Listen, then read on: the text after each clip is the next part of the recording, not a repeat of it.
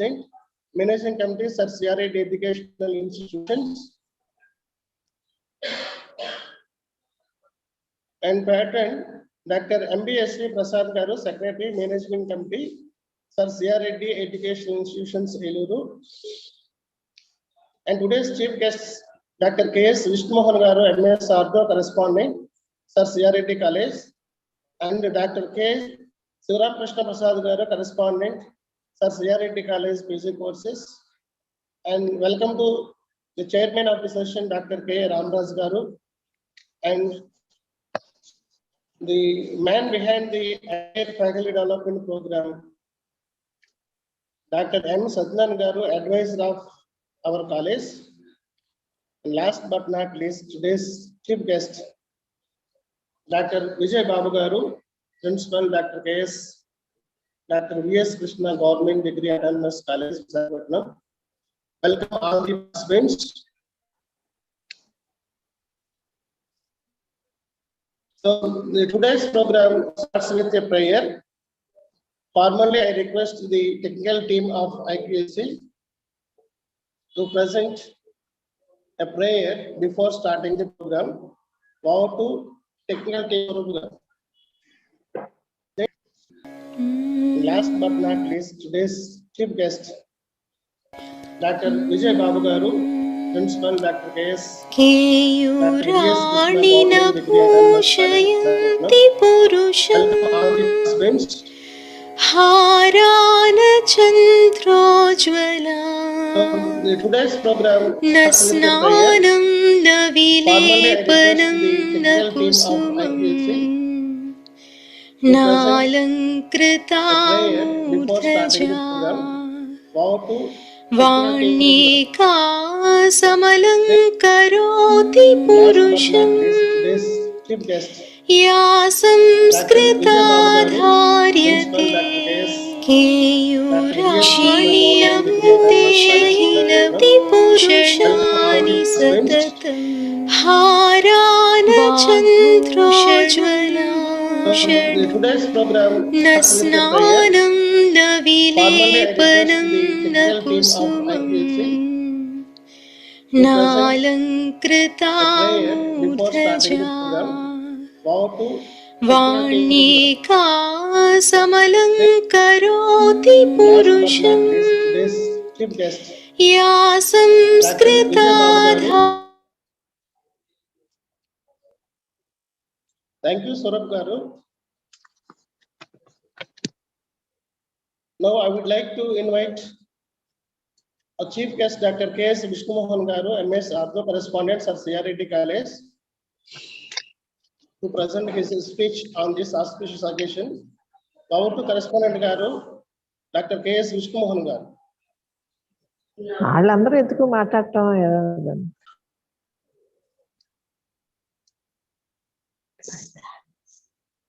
Sir, Correspondent, sir, Dr. K.S. Vishnumohan Garu. Am I audible? Hello? Yes, sir, you are audible, sir. Yes, sir, you are audible. Thank you. Thank you, Ramagaru. I thank all the organizers for inviting me to inaugurate this faculty development program on this day today by an eminent personality like Dr. Vijay Babu Garu. And I thank him also for having come on to participate in our faculty development program. I don't want to take much time. I wish this faculty development program a grand success. I wish you all the best. Thanks for inviting me for this webinar. Thank you all. Thank you, sir. Thank you for your nice words, sir. Now I would like to invite Dr. K. Ramraj Garu, Chairman of the session, Principal Sir CRAD, present his welcome notes. Dr. K. Ramraj Garu. Thank you, Ramu Garu. Good afternoon to you all. A hearty welcome to the Faculty Development Program on Quality Enhancement Distinguished Online Lecture Series. As a part of the series, today we have organized a topic on outcome-based education, its implementation and implications. On this occasion, I invite Dr. K. Vishnumohan Garu, correspondent, Sir CRD College, and Dr. MBSV Prasad Garu, Secretary, Sir CRR Group of Institutions, Sri K. Sivaram Prasad Garu, correspondent, Sir CRR PG courses, and Dr. M. Sachidanand Garu, our NAC advisor, and Dr. G. Ramu Garu, IQAC coordinator, and today's resource person, respected Dr. Vijay Babu Garu, Principal Government Degree College, Autonomous Visakhapatnam, and my dear colleagues. Today, the topic is very important one, that is outcome-based education. Outcome-based education is a process that involves restructuring of curriculum, assessment and reporting practices, reflect the achievement of higher order learning. The outcome-based education tells what the student should be able to do. The outcome-based curriculum tells how to make the student achieve the outcome. Outcome-based learning and teaching tells how to measure what the student has achieved. And outcome-based assessment or attainment, that is mapping, tells about to what extent the student has achieved or attained the learning levels. The implementation of outcome-based education program consists of 6 steps, like designing effective program educational objectives, developing effective program outcomes, effective teacher learning planning, practical assessment tools, robust evaluation planning, continuous quality improvement process. And this outcome-based education mainly involves 5 Ds: defining of outcome, designing the curriculum, deliver the instruction, documentation of the results, and determine the advancement. So this is the latest item of the in new education policy also. So I hope all of us should utilize the ideas of our respected resource person and kindly follow and you clarify if you have doubts any during the interactive session. Thank you very much for giving me this nice opportunity. Thank you all. Thank you, Principal Sir, for enlightening the objectives and outcomes of outcome-based education. Now, I would like to invite Advisor Dr. M. Satyan Garu to introduce the chief guest. Over to Dr. M. Satyan Garu.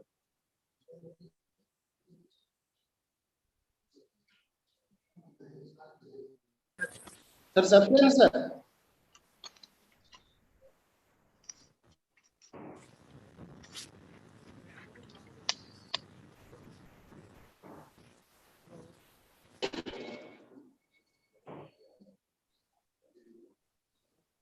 Dr. Satyan, can you hear me, sir?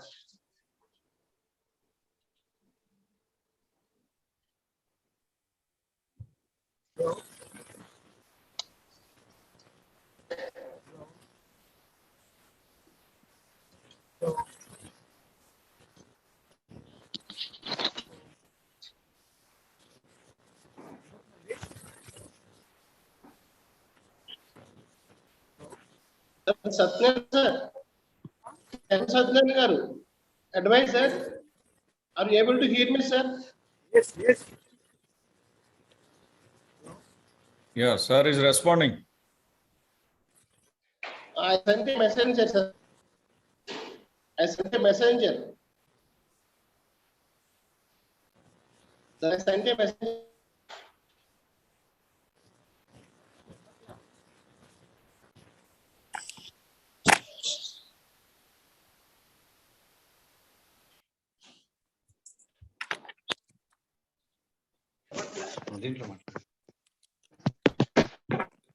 Hello.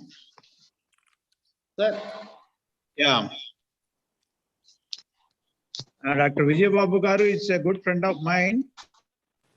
And I really thank Mr. Vijay Babu Garu to accept this very important topic and support this great institution. As all you know, given in the pamphlet, Vijay Babu Garu is a very proactive principal.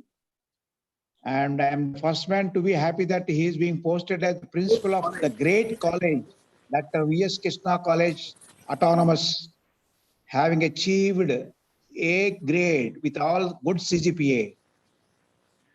And I hope that institution will go along with the A++ in near future. And though he worked in a very rural area background, he knows how to really gallop the institution of V.S. Krishna College. I know his strength and all vision. He's a visionary principal. And he's one of the principals who admire by me. And as far as academic qualifications are concerned, he is a very supportive to the government of AP and APSHE, worked in various capacities. And international courses like building teaching skills, apart from his PhD work in English, American, African literature. So he has been supporting government of AP in case of giving many faculty training programs, which are also given in the pamphlet, and particularly teaching training. And he is a master trainer in ELF program, employability skills, communication skills, and also he has written very important books and very supportive to all government colleges in AP.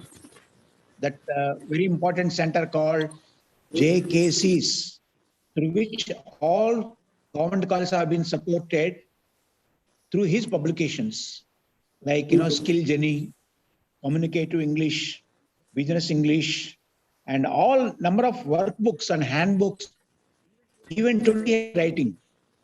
That is his support. As far as the professional training is concerned, he is very business English workshop he conducted,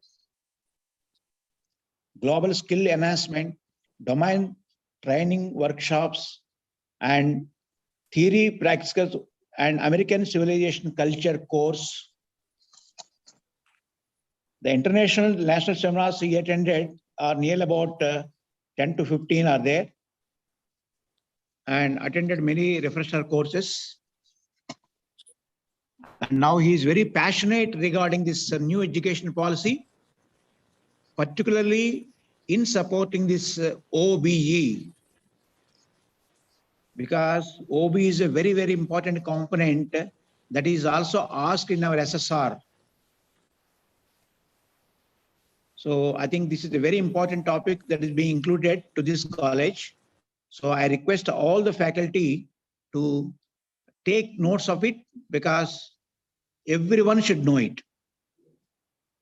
Okay, thank you, sir. Thank you very much. Thank you, sir. Thank you, Dr. Satyanan Garu, for your nice introduction about Dr. I. Vijay Babu Garu. Now I would like to welcome to Dr. I. Vijay Babu Garu to present a presentation on outcome-based education and implications. Welcome, sir.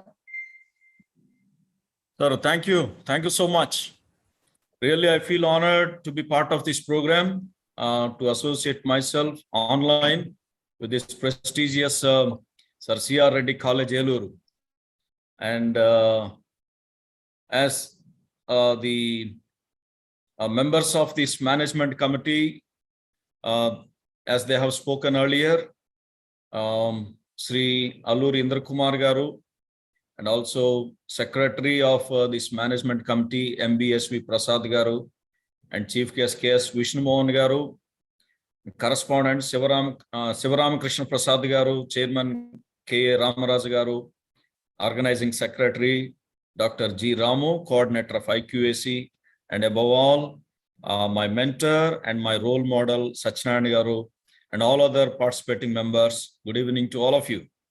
Really, I feel happy to have as many as 100 people, 100 participants in today's program late in the evening. Really, I feel very happy and elated. Thank you so much for staying back late in the evening. Really, a program like this, definitely we do have some learning experience and mutual benefit. Not that The resource person can teach everything, not that you learn something, but we exchange as we come together. And the topic that we have for discussion today is outcome-based education and its implementation and implications. Okay, this outcome-based education is a very vast area, and we cannot discuss the subject in this limited time. It's not so easy, but still we can have what we call the discussion within the limited time. Okay, and as you know very well, this outcome-based education is given a lot of emphasis. It is not overemphasized, I have to say. It is given a lot of emphasis and focus these days, and even national education policy is giving a lot of priority and also focus to this emerging trend. Though I say emerging, it has been there for quite some time, but it's being adopted into colleges of late. And sir, do I have this sharing option? Yes, sir, you can share your screen, sir. Yeah.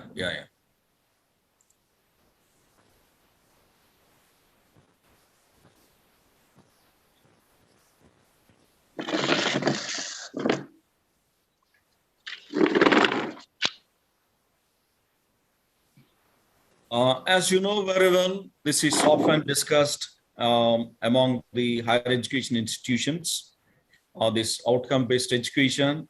Still, people do have their own apprehensions and also some hesitations about this outcome-based education.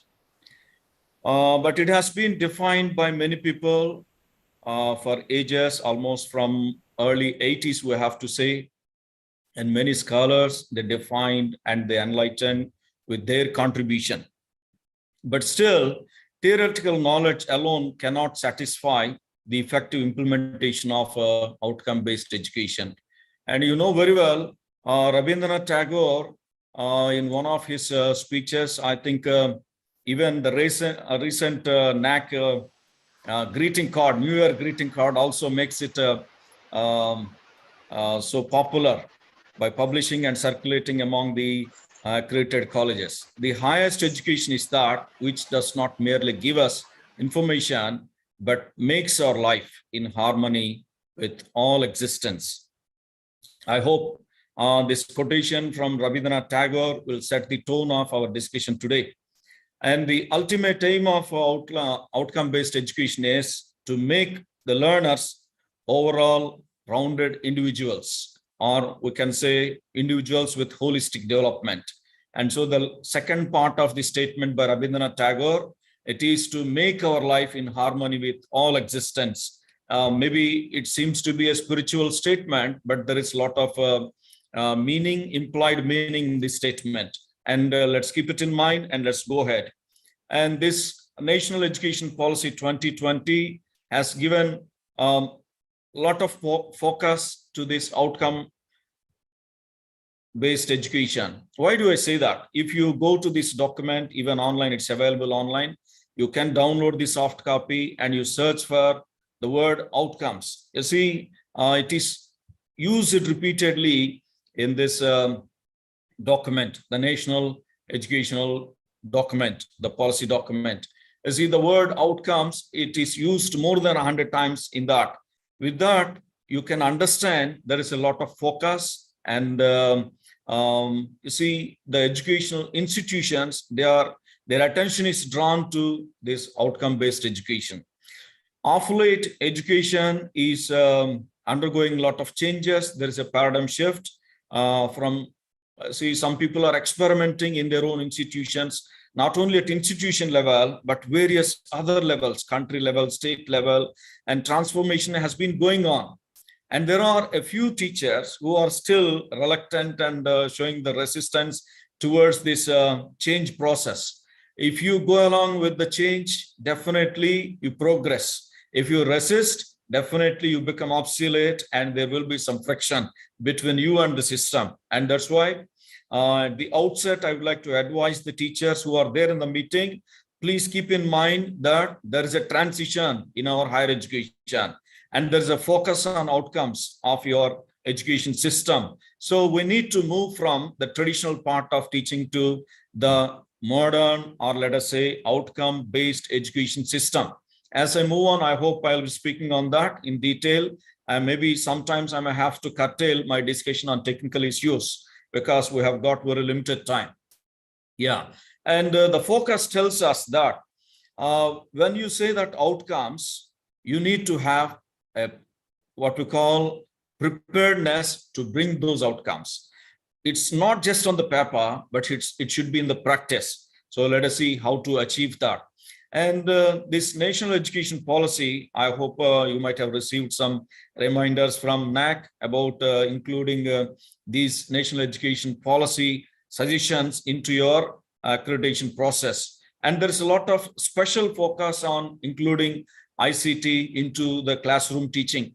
Of late, see, thanks to Corona, though there are some negative impact, let us say negative consequences on the society, Corona also brought in some positive changes. See, even those teachers who were reluctant and repulsive to what we call technology, they are forced to adopt technology, and that is brought into classroom. Since you are conducting online classes using various types of online resources, all these, they are made compulsory due to this new scenario, what we call the new normalcy. Okay, let's move on. And this educational technology is given a lot of priority, and they are, you allow it or not, they are creeping into the higher education institutions in one way or the other. Today, the session that we are having is the best example to the educational technology. We are using a platform called Zoom for conducting this virtual session. And in that way, technology is creeping into various levels of higher education institutions. And then there is a special focus on research and development at various levels, not only at advanced levels, but even at UG and PG colleges, there is a special focus on research. And then when these many changes are taking up simultaneously, there is a special need for teachers to upgrade and update their knowledge. And unless you update your knowledge, you become redundant and you remain where you are, and the generation, what you call the X generation or Z generation or the modern generation, it accelerates its speed of going ahead. And then if you don't go along with the new generation, or what we call the screen generation, you remain redundant and you remain unnecessary also, though I don't have to use that word, but it is the reality. And then finally, before I move on, and I have to bring into this discussion the OER. See, every day, day in and day out, and new resources are kept available to the teachers. See, what we call this national education policy has made it compulsory that we have to create our own resources instead of depending on somebody else and borrowing the resources and downloading resources from abroad. We have to create our own resources. Earlier, you know, when we had a what we call some policy discussion with the British Council at a commissionerate of collegiate level, we used to request them to create content for the Indian students with Indianized content. That's what we said. We don't want to import westernized content, but we wanted to have Indianized content. Here comes the OER. I move on to even other subjects. For example, you take your science subjects, biological sciences or physical sciences or other commerce subjects. Every subject, every field is creating and generating a lot of educational free resources. And we need to utilize those. At the same time, we have to focus on creating our own resources. For example, colleges like Sir C.R. Reddy, you have been conducting these online programs, quality enhancement programs, in which the faculty members equip themselves with a lot of knowledge and also new areas of what we call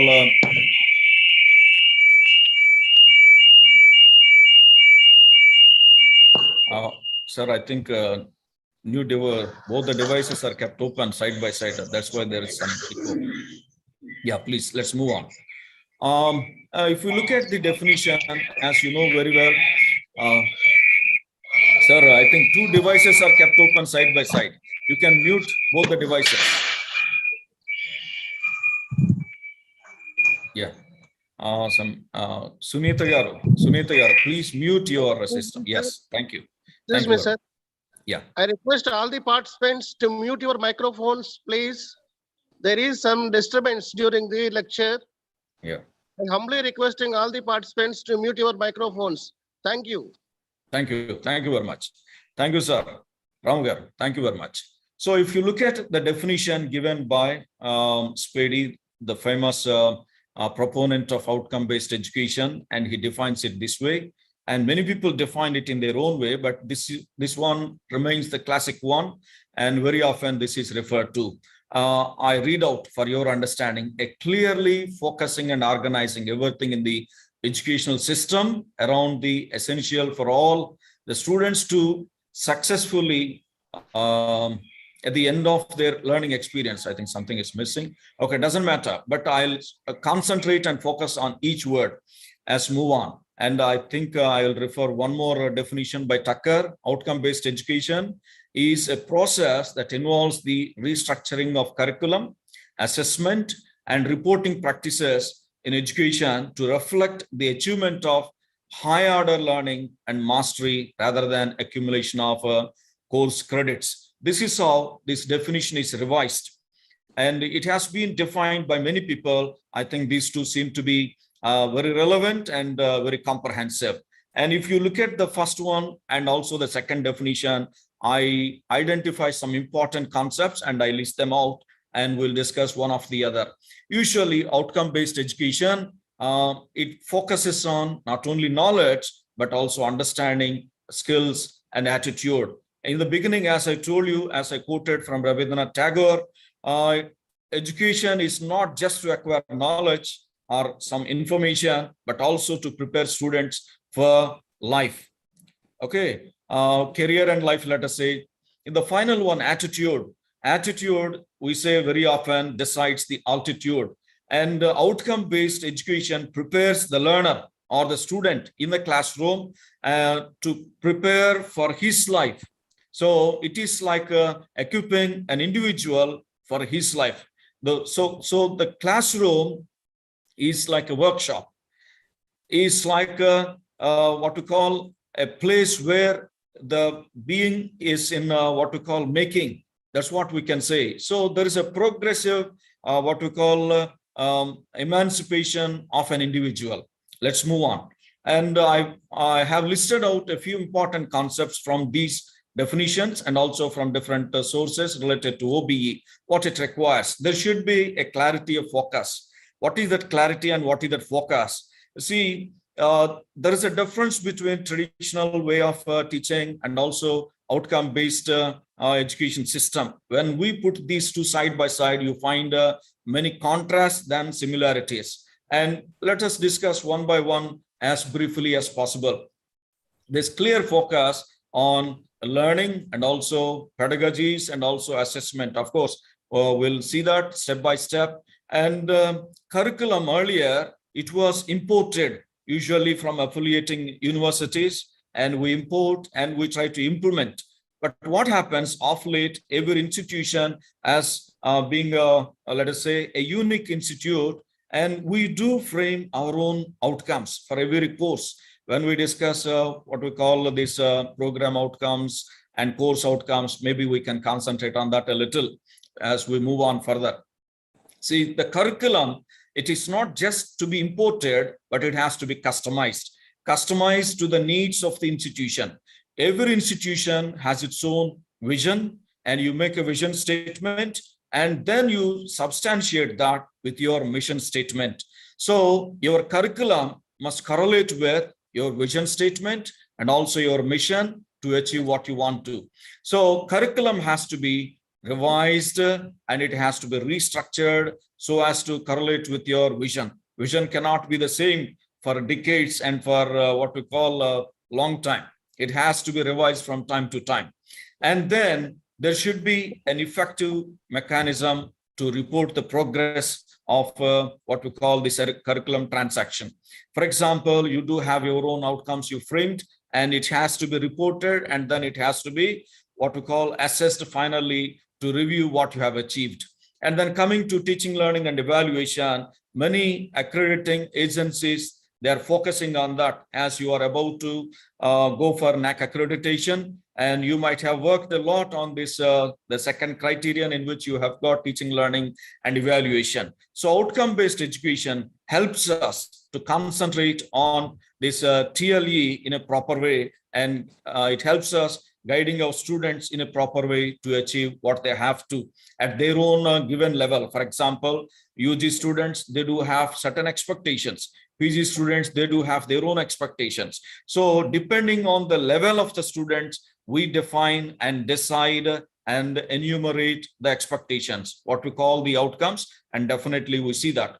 And moreover, one important aspect in this national education policy as well as outcome-based education is to make our curriculum a student-centered curriculum. Earlier, it was the teacher.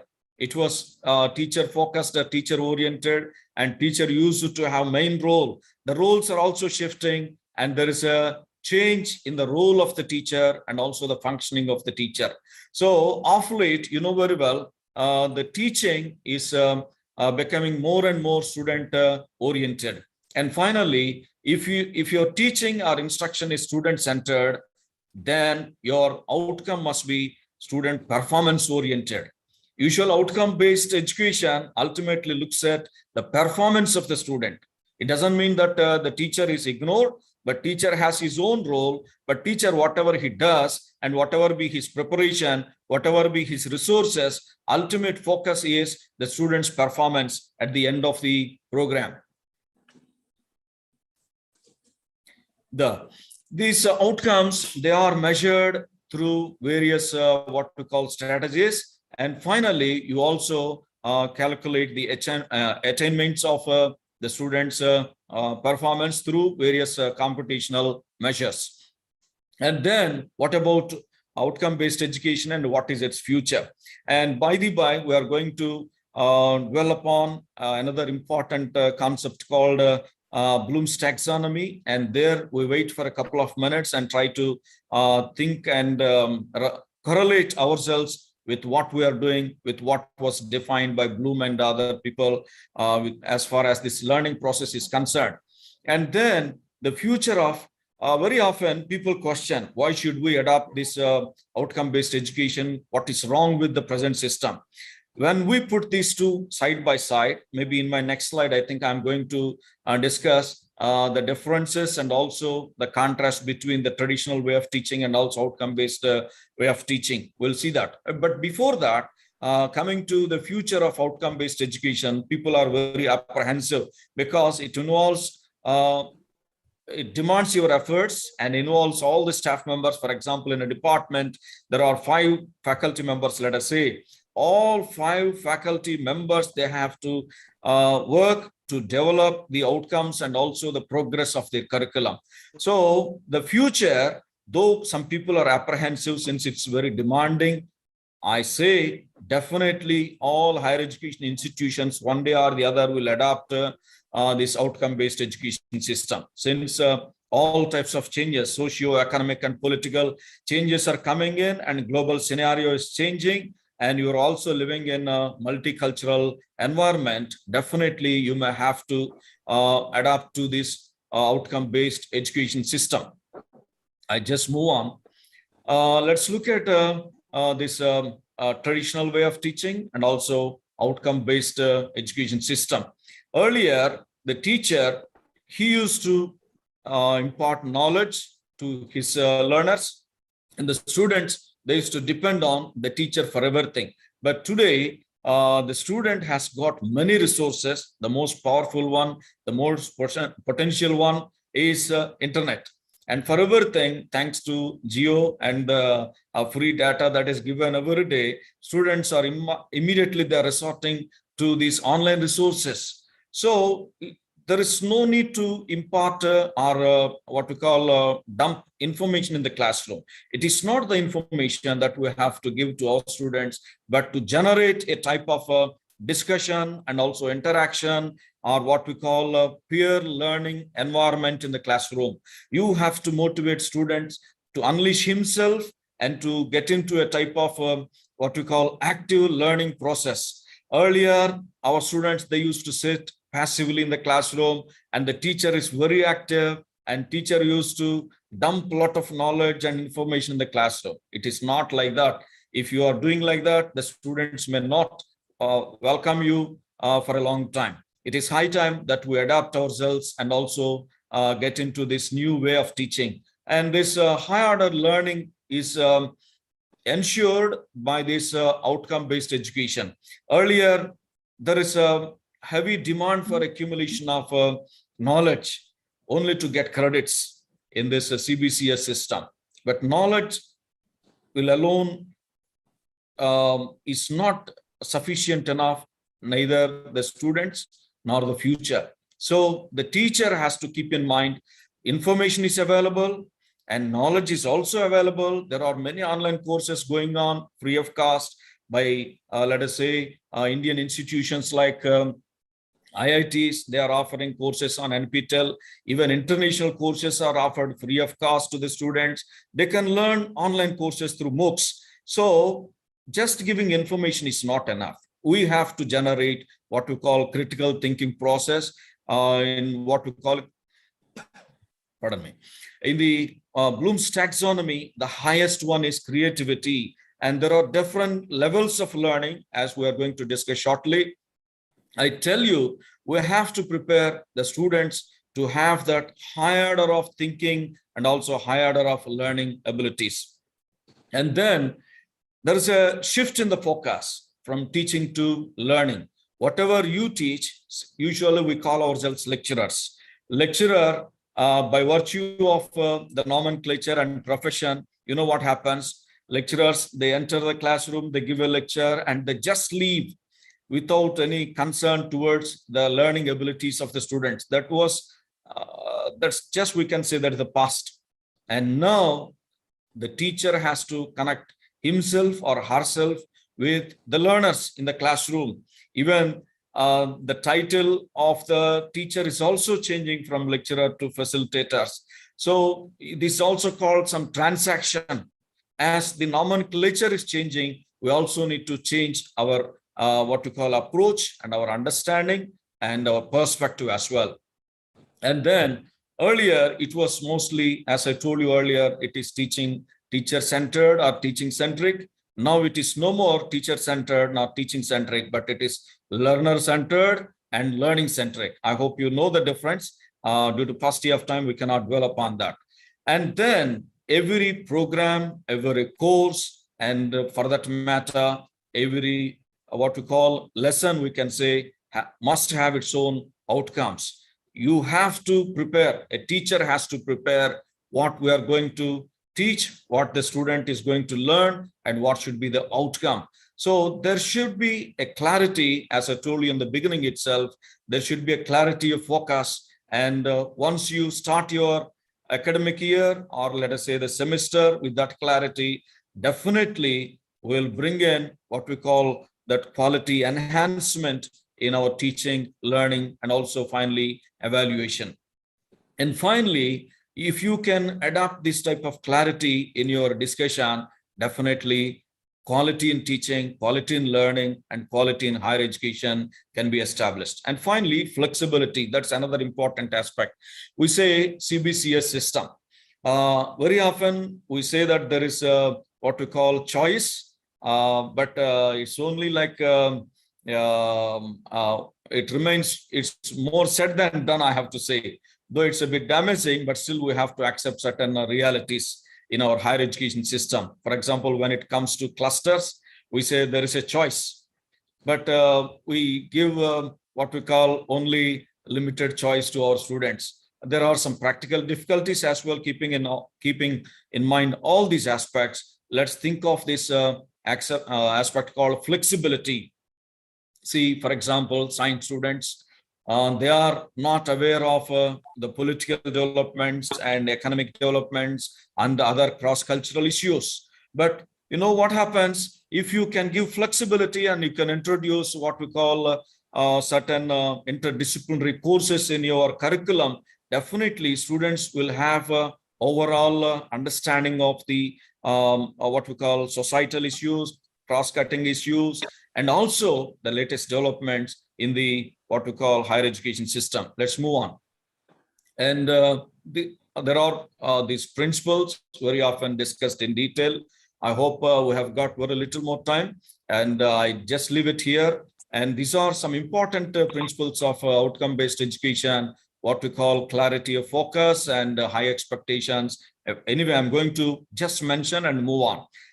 Clarity of focus, high expectations, and expanded opportunities, and what we call design down approach. And we can look at that one by one in brief.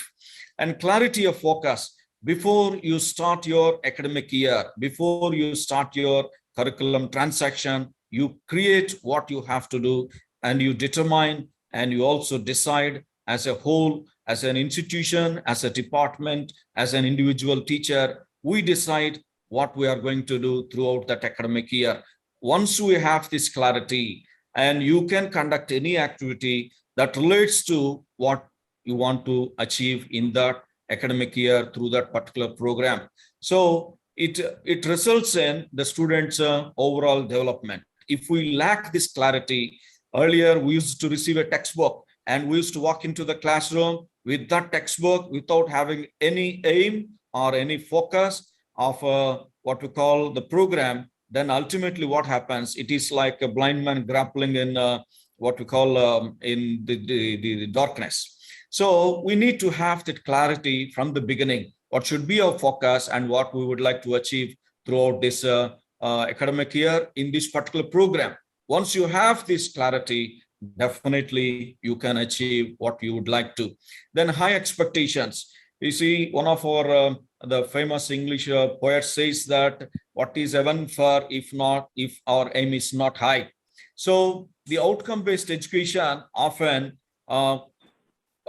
keeps a benchmark for all educational institutions. You see, it should be like, as the famous English poem says, all experience is an arch where through gleams that untraveled world. You see, that Ulysses poem.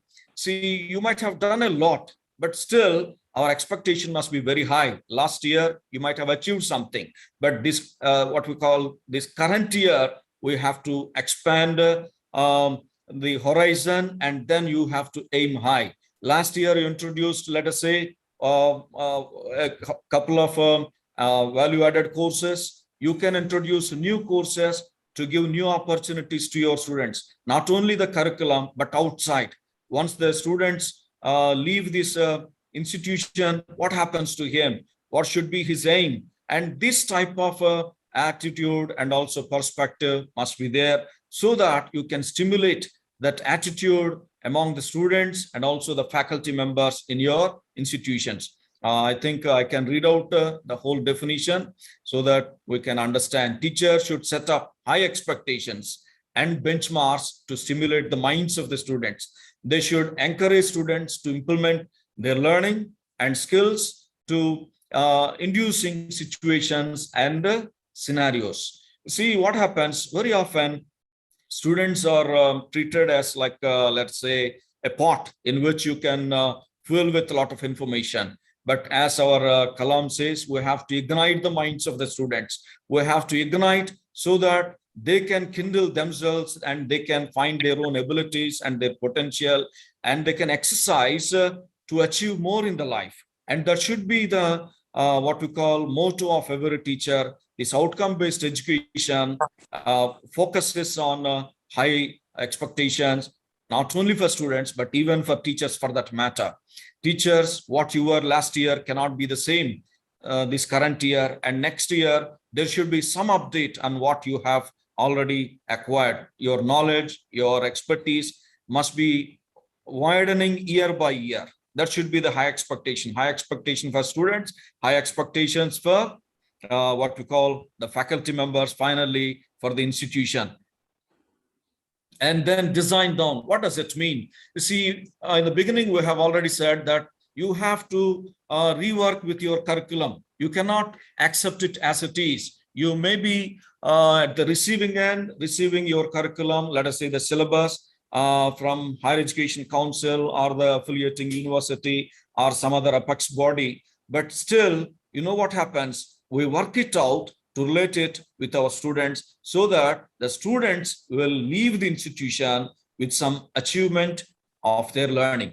Okay, so the teachers, when we prepare the curriculum for that academic year, our ultimate aim is to see that the student becomes a rounded individual and he leaves with knowledge, he leaves with a lot of understanding of the society and also his domain subjects. So both should be what we call correlated in the classroom. And above all, the attitude of the student when he leaves the institution, it should not be the same as it was on the day when he entered the institution. So what we call entry level performance and exit level performance. And there should be a sea change by the time he leaves the institution, and he has to be what we call a well-planned and well-equipped and well-rounded individual. And then definitely he goes out into what we call maybe for higher education or maybe for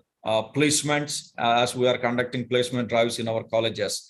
And then the skills that he acquires through various activities in the college, definitely they create confidence among the students. Ultimately, the main aim of this outcome-based education is to prepare the students as the confident individuals.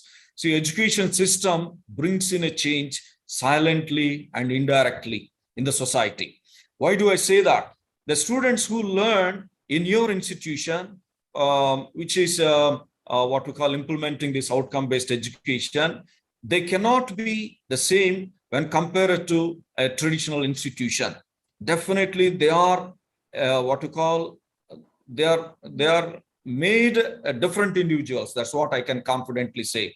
And then, if you want to do all this, one important aspect, as you can see on the slide in the third line, your teaching styles must change. It should not be the traditional way of teaching like chalk and talk. It has to be what we call ICT-based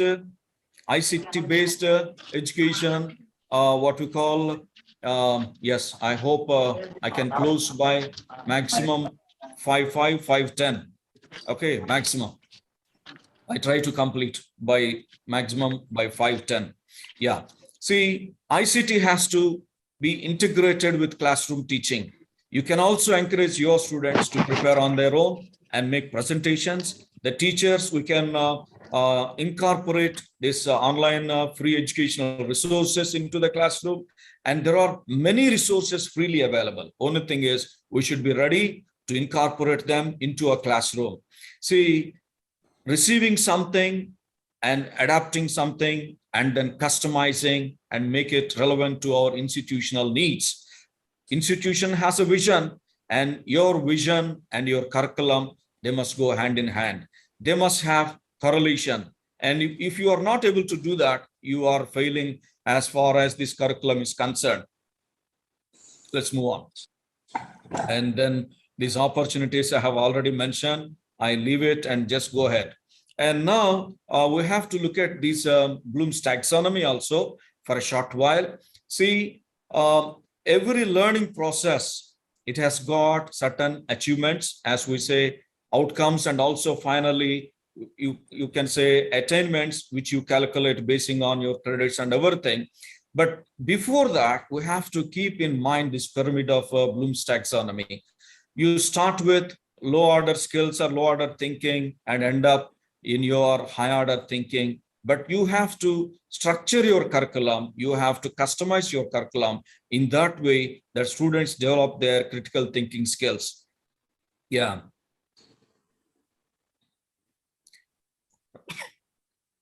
Yes.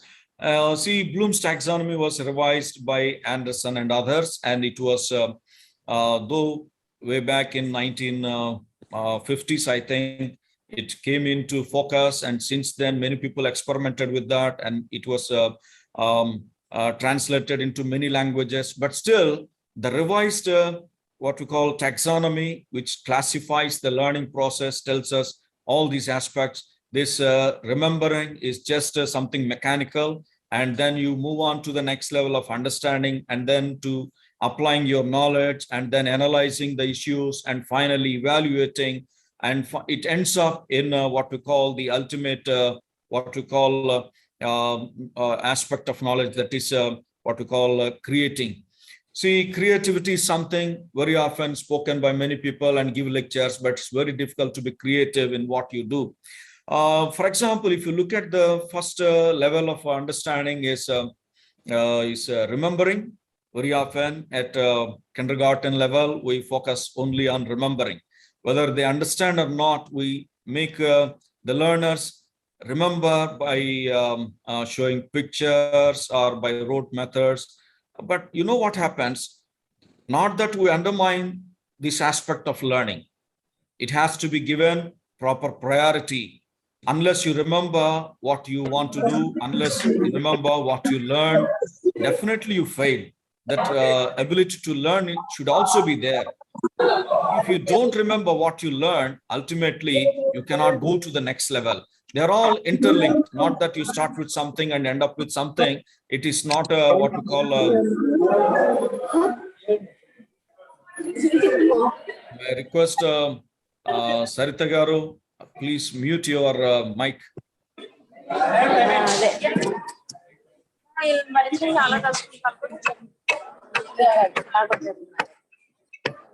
May I request all of you to please mute your audio, please.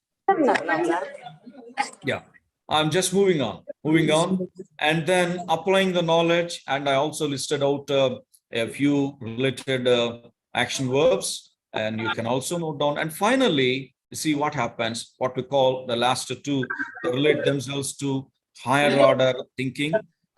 If you can make your students create something on their own, not that everyone creates something out of nothing, but ability to create some contribution to knowledge or what they have learned and applying it one level or the other, and then analyzing and then evaluating and finally creating. That's what you call ultimate level of learning. And I move on. Yeah. And then you have got different parameters of assessing students' performance.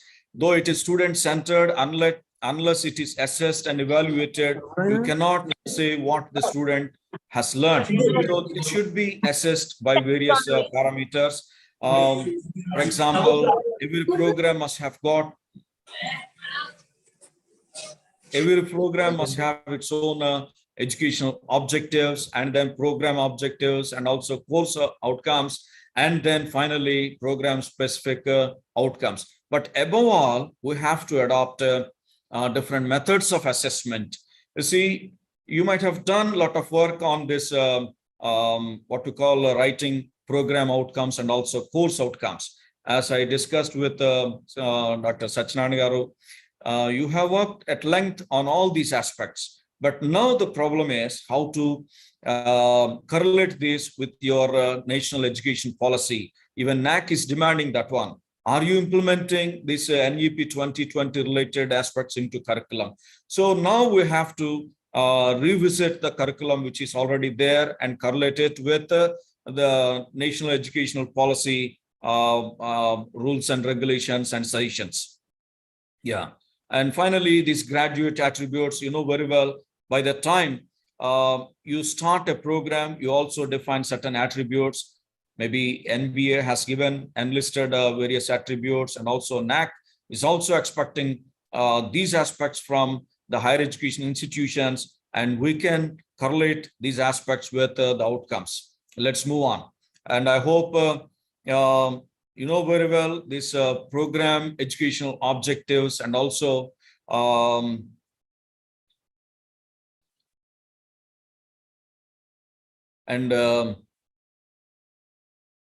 Sir Shyam Prasad Garu, maybe you are, since you are doing something on your system. Yes, let's look at that. These educational objectives and also vision statements, they are long range objectives, and they do have a lot of implication on the institution.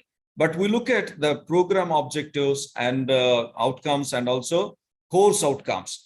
These outcomes, they relate to students to that particular batch. And finally, we assess the attainment part, and we also assess how far we're able to deliver the expected outcomes as far as that particular program and course is concerned. And I move on. And coming to methods of assessment, very often we fail here. As far as delivery is concerned, we are successful. But when it comes to assessment, that's one area where we fail a lot. Let's look at various methods of assessment.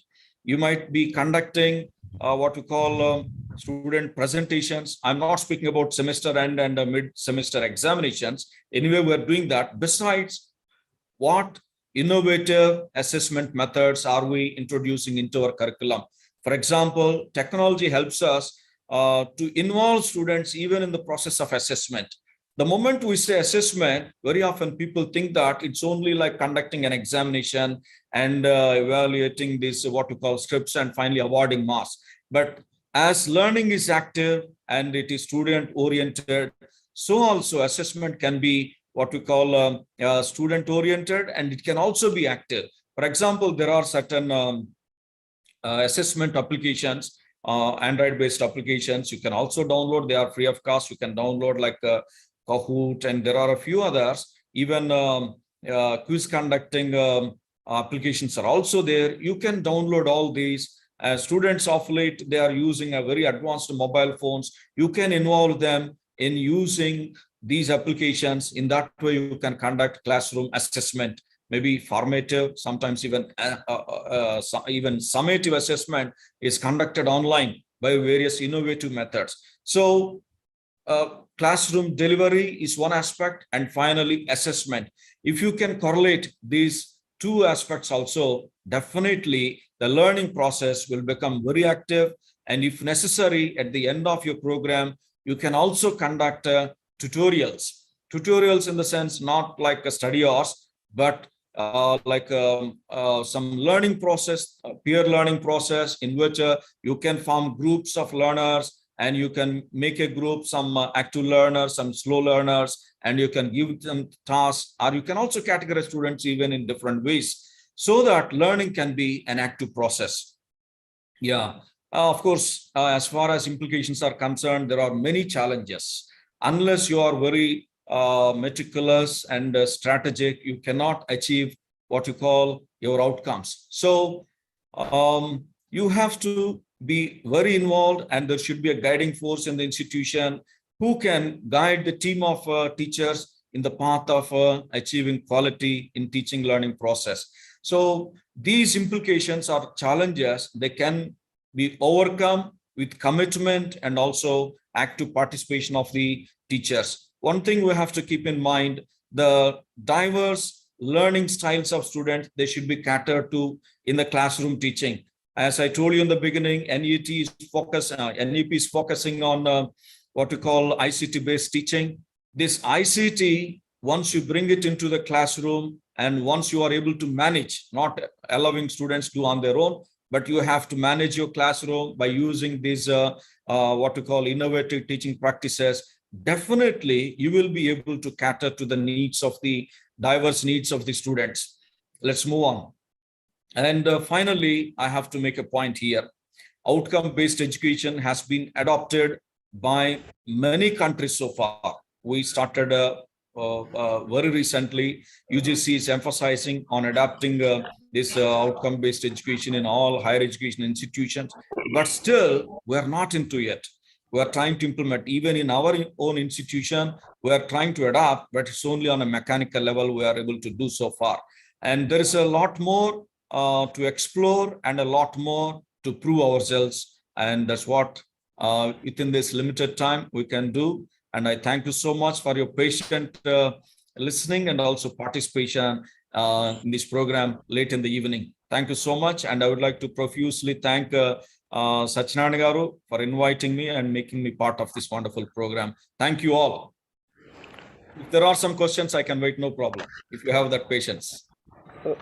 Thank you very much, Vijay Babu Garu. Thank you, sir. From my side, I would like to ask one question, sir. Sir.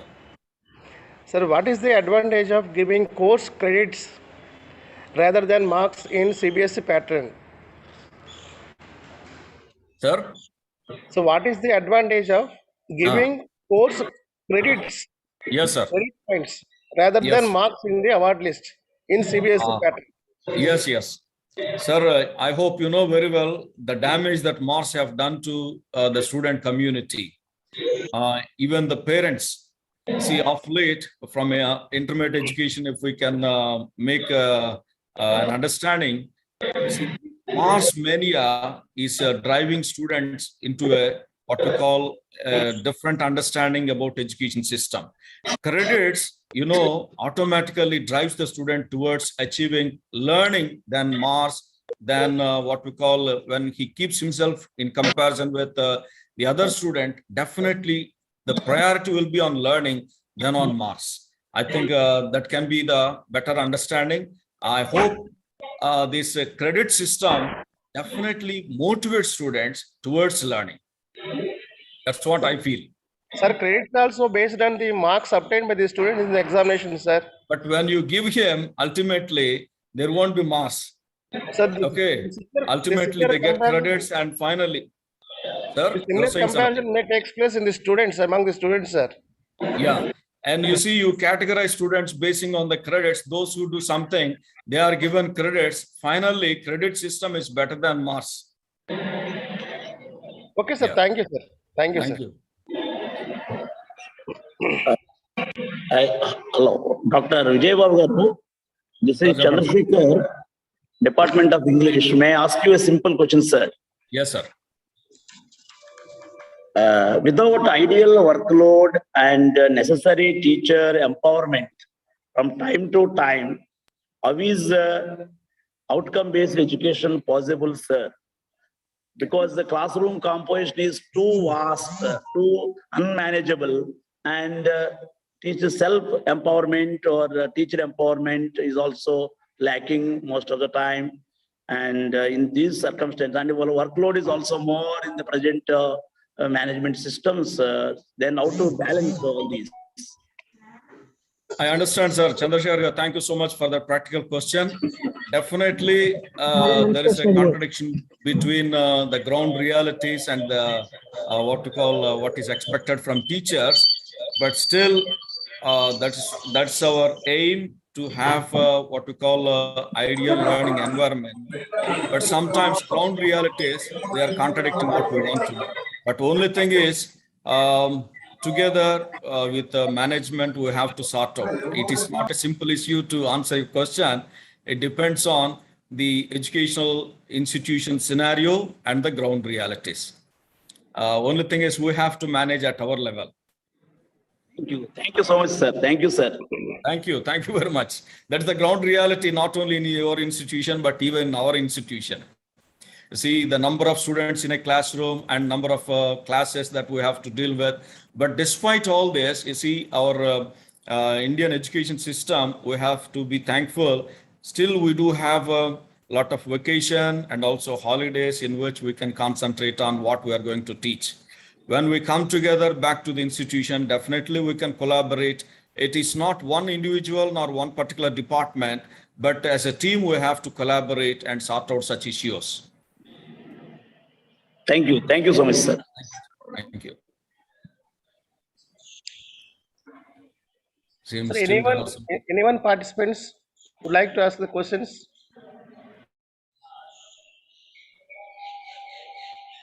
Meanwhile, I would like to ask one question, sir. Yes, sir. So how to evaluate entry level and exit level performance of a student? Is there any statistical methods? Are there any statistical methods to evaluate the entry level and exit level performance? Sir, there are different methods. I think by now you might have done such measures in your institution, but every institution has its own different measures of assessing students' performance at entry level and exit level. Some people conduct some tests. Some people conduct some course and then they evaluate basing on the marks. Some people just evaluate on the students' marks in the previous course.